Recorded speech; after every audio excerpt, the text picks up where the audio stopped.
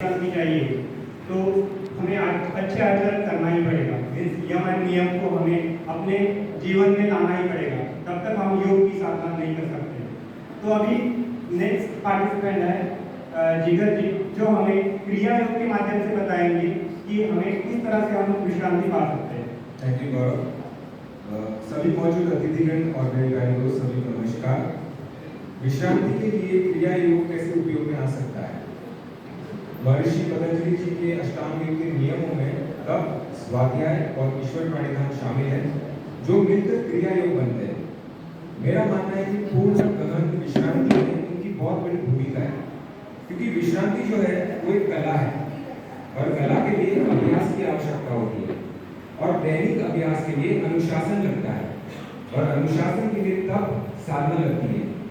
जैसे एक हीरे को तराशने के लिए निरंतर घिसना पड़ता है, उससे हीरा तपता है और उसी से उसकी चमक आती है और उससे उसका मोल बढ़ जाता है।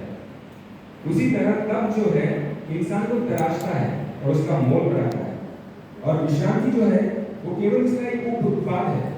लेकिन ऐसी शांति आप कहीं और महसूस कर ही नहीं सकते। अब आते हैं स्वाध्याय की तरफ। स्व का मतलब होता है स्वयं और अध्याय का मतलब होता है अध्ययन। तो खुद को जानने से आराम की अनुभूति कैसे हो सकती है? बिल्कुल हो सकती है। उदाहरण के तौर पर जब आप किसी नए व्यक्ति को मिलते हो या जानने की कोशिश करते हो तो शुरुआत में काफी हिचकिचाहट होती है कि आपकी कुछ बातों पर वो कैसे प्रतिक्रिया करेंगे। लेकिन जैसे जैसे आप उन्हें जानने लगते हो एक आरामदायक माहौल बन जाता है, क्योंकि अभी आपको कोई छनित्र या फिल्टर नहीं कराना।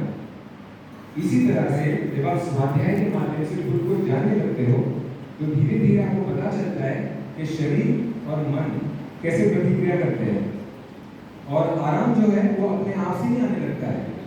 अब आते हैं क्रिया योग के सबसे शक्तिशाली साधन की तरफ, जो है ईश्वर प्रणिधान। अगर आप एक इंसान को बोलो कि आज से 24 घंटे के लिए रात दिन देश के प्रधानमंत्री जो है आपके पीछे खड़े हैं, देखना उसी क्षण से वो इंसान जो है एकदम फ्री हो जाएगा, एकदम मुक्त, जैसे उसने पूरी दुनिया जीत ली है। अब ये तो केवल देश के प्रधानमंत्री है, प्रभु जो है वो किसी भी देश के प्रधानमंत्री से अनगिनत गुना सक्षम और शक्तिशाली है। लेकिन उनको आपसे सिर्फ एक चीज की आवश्यकता है, पूर्ण समर्पण।